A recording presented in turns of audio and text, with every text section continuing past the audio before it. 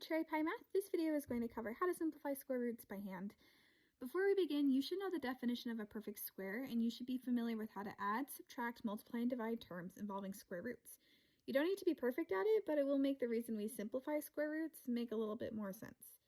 So to get our gears turning in the right direction, which is probably not a real saying, but it should be, pause the video here and answer these questions. Simplify the square root of 45 plus 5 times the square root of 45, and then answer those questions about the number 256. Okay, so let's start with the addition problem. We know that to add them together, they both need to have the same square root and radicand, or I guess like the radicand is the inside of that branch-looking thing, the square root symbol.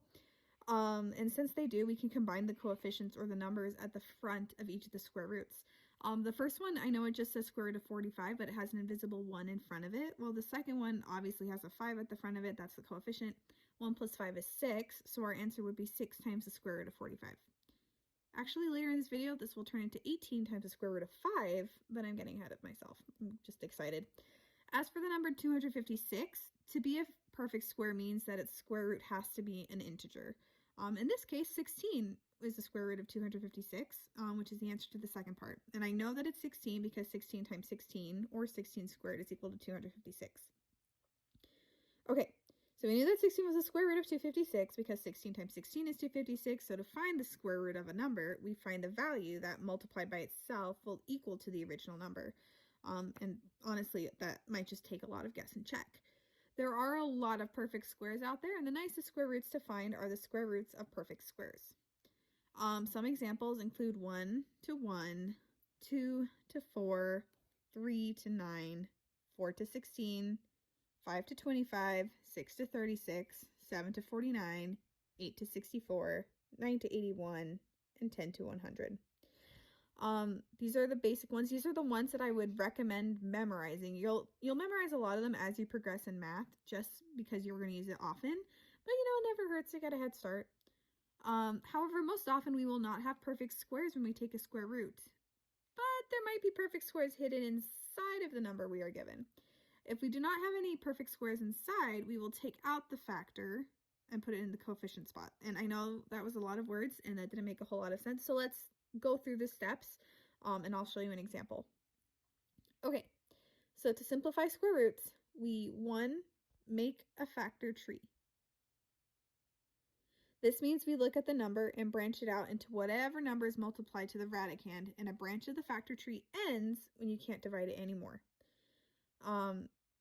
Step 2 is then we find the pairs of factors. So once we make the factor tree, we're going to see all the numbers that multiply to make the original number. Often you'll see some 2s and some 3s, but honestly, it can be any number. Most of them will be prime because you're just going to be dividing it until you can't divide anymore. But you want to find the pairs of the numbers that appear. Step 3 is you're going to take out one factor from each pair.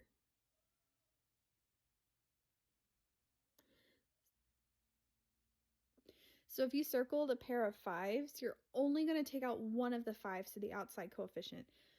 This is a step that students get caught up on a lot because they're like, oh, where did the other one go? The reason for this is because right now we have, let's say we have the pair of 5s, right?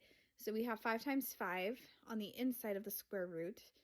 But because you're doing 5 times 5, that's the same thing as 5 squared. And so you end up canceling them out and only the 5 remains, only that base remains. So instead of having 2 on the inside, we're only going to have 1 on the outside because they canceled each other out. Step 4 is to multiply all factors on the outside.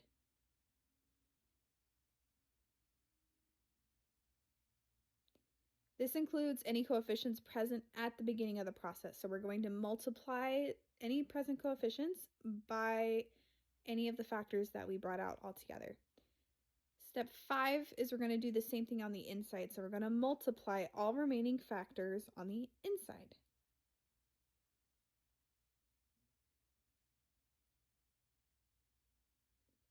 So this is going to include any numbers that didn't get circled when we did our factor tree.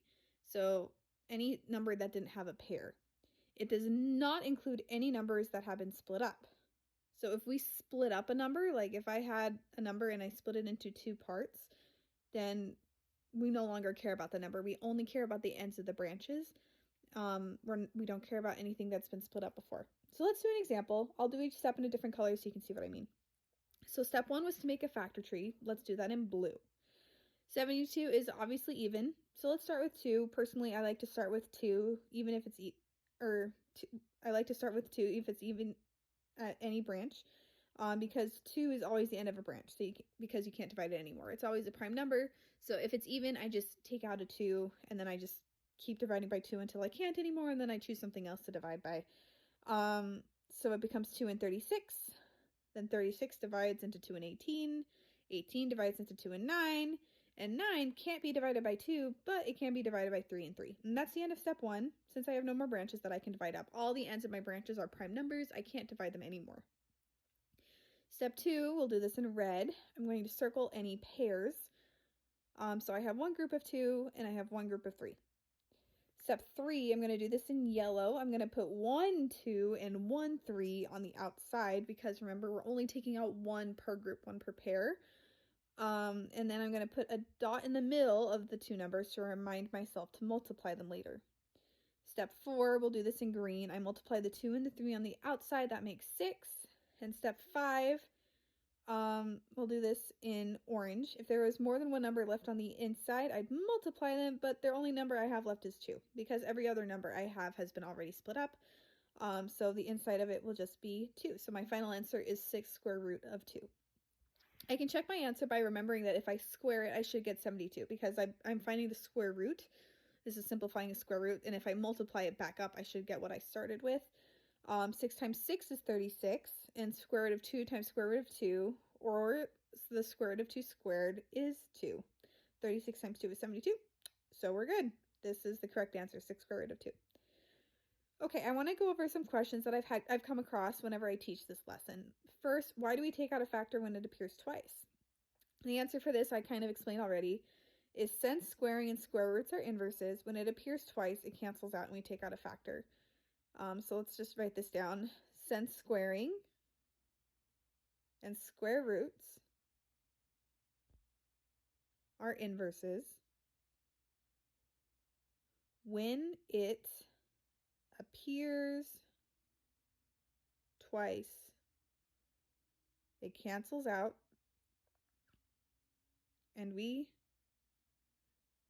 take out a factor. So like if I do square root of 2 squared, I end up with just 2, since they cancel each other out. So same idea here. Like I said before, if we have multiples, if we have pairs inside of a square root, it'll cancel out. And we just bring it up back to the outside, but in the form of only one factor instead of both of them. Why do we multiply the factors together? Squares and by extension square roots are based off of exponents, which are based off of multiplication. And so we keep that relationship when we work with square roots. Everything is multiplicative here. What are some good numbers to try out in the factor tree? Usually I do 2, 3, or 5. Every so often I'll try 7. Because you're doing this by hand, most of the time it'll be one of those 4 numbers, especially 2 and 3. Not always. Some teachers like to trick you a little bit, but those usually work. So, main things to remember. When simplifying, make factor trees and start small. It's easy to get lost if you keep to the big numbers. 2, you can only take out one factor per pair. This always gets students a lot, so don't be one of them. Make sure you only take out one factor for each group that you circle. 3, multiply all factors on the outside together and the inside together. And if you do any operations with square roots like addition, subtraction, multiplication, and division, make sure you simplify first, because sometimes you'll look at the problem and be like, oh, I can combine those because they don't have the same radicand, but then once you simplify it, they will have the same radicand. So often the answer will reveal itself, especially if you're finding like terms. Anyway, I hope that helps, and good luck.